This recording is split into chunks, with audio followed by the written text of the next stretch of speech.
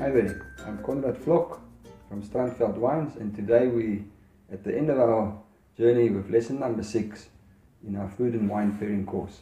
Today we're going to speak about the sweetness in wine and how to pair it with our desserts at the end of a meal. I've got here a Strandveld suikerbekkie, and I'm also going to teach you how to open a bottle that has got a wax capsule on it. Don't try and cut the wax, just pull the cork straight through the wax. That way you don't get any mess all over the place. See, like that. Comes off nice and clean. And there we go.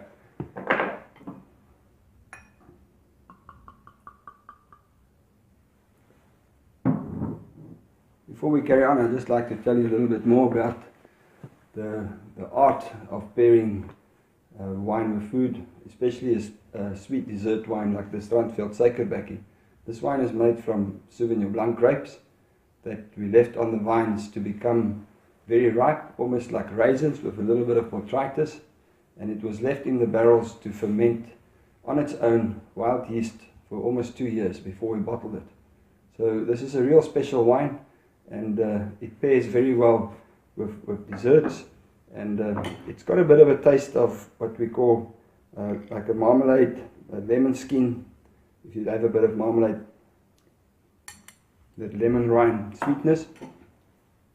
And when we pair this, we can either pair it with something that's similar, sweet, or we can pair it with something that's quite opposite, like a blue cheese, something salty.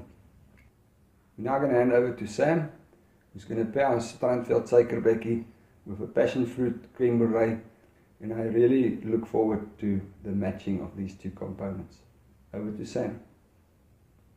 Hi, I'm Sam Linsell, and creme brulee is my absolute all-time favorite dessert, and it pairs beautifully with the Strandveld suikerbekkie. My version that I'm sharing today has got passion fruit curd in it, which gives it a lovely sort of fruity twist, but if you prefer a classic version, you can simply leave the curd out. The tricky part to making a creme brulee is making sure that when you add the hot milk and vanilla infusion to your eggs, that you continue beating the whole way through. You don't want the egg and the cream mixture to curdle. The other thing to do is to make it in advance, wrap it up in cling film and keep it in the fridge until you're ready to serve.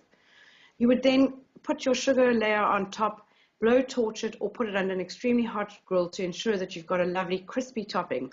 That is really the best part of a creme brulee, is having that nice hard crack as your spoon hits the topping and breaks into the lovely unctuous creamy filling.